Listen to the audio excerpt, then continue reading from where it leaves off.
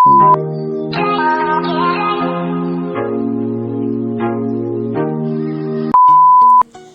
നമ്മൾ എങ്ങനെയാണ് കുക്കർ അപ്പം ഉണ്ടാക്കാൻ പോകുന്നത് എന്നുള്ള റെസിപ്പിയാണ് ഞാൻ ഷെയർ ചെയ്യാൻ പോകുന്നത്.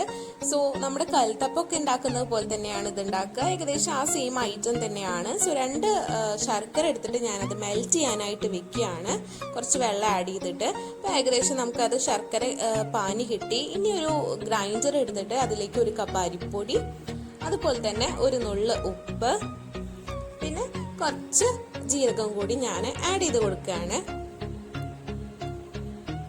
ഇതിലേക്ക് പിന്നെ ഞാൻ ചേർക്കുന്നത് നാളികേരാണ്. നാളികേരം ചിരകിയത് ആഡ് ചെയ്തു. പിന്നെ അതിലേക്ക് കുറച്ച് വെള്ളം കൂടി, അതിന് നമുക്ക് ഒരു ലൂസ് കൺസിസ്റ്റൻസിയാണ് നമുക്ക് ഇതിലേക്ക് വേണ്ടത്. സോ കുറച്ച് ഗ്രൈൻഡറിലാണ്, സോ കുറച്ച് വെള്ളം ആഡ് ചെയ്ത് കൊടുത്തിട്ട് ഞാൻ അതിനെ ഒന്ന് മിക്സറിലിട്ടിട്ട് അടിക്കുന്നുണ്ട്.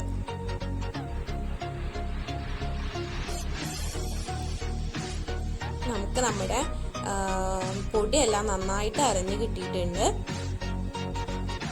നിങ്ങൾക്ക് കാണാം ഒരു ഫൈൻ ആയിട്ടുള്ള ഒരു കൺസിസ്റ്റൻസിയിൽ അതെല്ലാം അടിച്ചു കിട്ടിയിട്ടുണ്ട്. ഇനി നമുക്ക് ഇതിനെ ഒരു പാത്രത്തിലേക്ക് മാറ്റി വെക്കാം.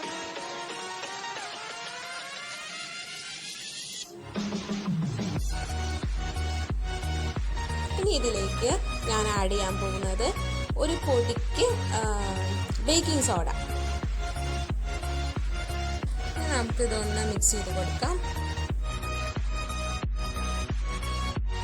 നന്നായി മിക്സ് ചെയ്തതിന് ശേഷം പിന്നെ ആഡ് ചെയ്യാനുള്ളത് നേരത്തെ നമ്മൾ പ്രിപ്പയർ ചെയ്ത് വെച്ച ശർക്കര പാനിയാണ്. ഇതിലേക്ക് നമുക്ക് നമ്മുടെ ശർക്കര പാനി ഒന്ന് അരിപ്പയിൽ അരിച്ചിട്ട് ആഡ് ചെയ്ത് കൊടുക്കാം.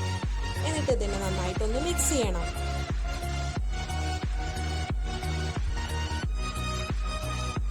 ഇപ്പൊ നിങ്ങൾക്ക് ഒരു തിക്ക് കൺസിസ്റ്റൻസി ആയിട്ടാണ് ഇത് കിട്ടിയിട്ടുണ്ടെങ്കിൽ കുറച്ചും കൂടിയും വെള്ളം ആഡ് ചെയ്ത് കൊടുത്തിട്ട് നമുക്കതിനെ മിക്സ് ചെയ്യാം.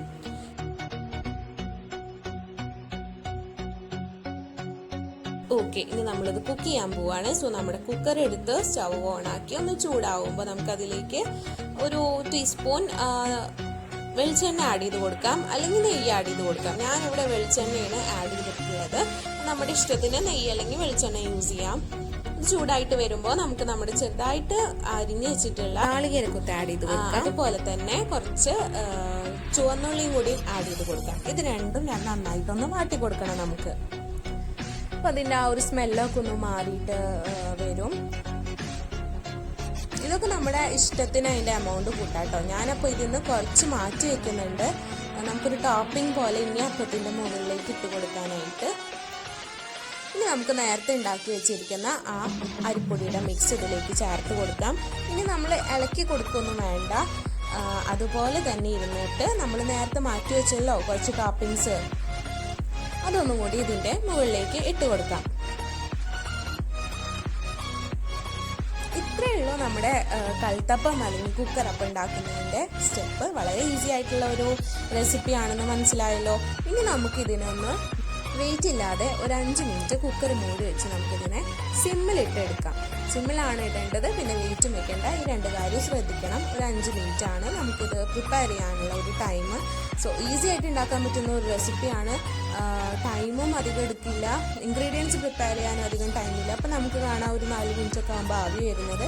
5 മിനിറ്റിന് ശേഷം ഞാനിത് തുറക്കുകയാണ്. നമ്മുടെ കുക്കറപ്പം ഇവിടെ നല്ല പഞ്ഞി പോലെ ഇട്ട് കിട്ടിയിട്ടുണ്ട്.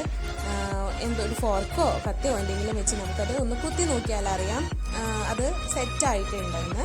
ഇനി നമുക്കിതിൻ്റെ സൈഡ് ഒന്ന് ജസ്റ്റ് ഒന്ന് അകത്തി കൊടുക്കാം. അത് ചെയ്തില്ലെങ്കിലും കുഴപ്പമില്ല, ചൂടാറിക്കഴിഞ്ഞാൽ നമുക്ക് ഈ കുക്കർ മറിച്ചിടുമ്പോൾ തന്നെ അത് കറക്റ്റായിട്ട് കിട്ടും.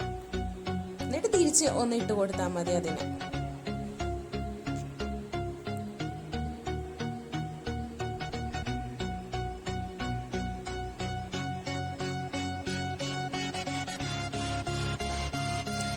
നമ്മുടെ സോഫ്റ്റ് ആയിട്ടുള്ള വളരെ ഈസി ആയിട്ട് കുക്ക് ചെയ്തെടുക്കാൻ പറ്റുന്ന കൽത്തപ്പം ഇവിടെ റെഡിയാണ്.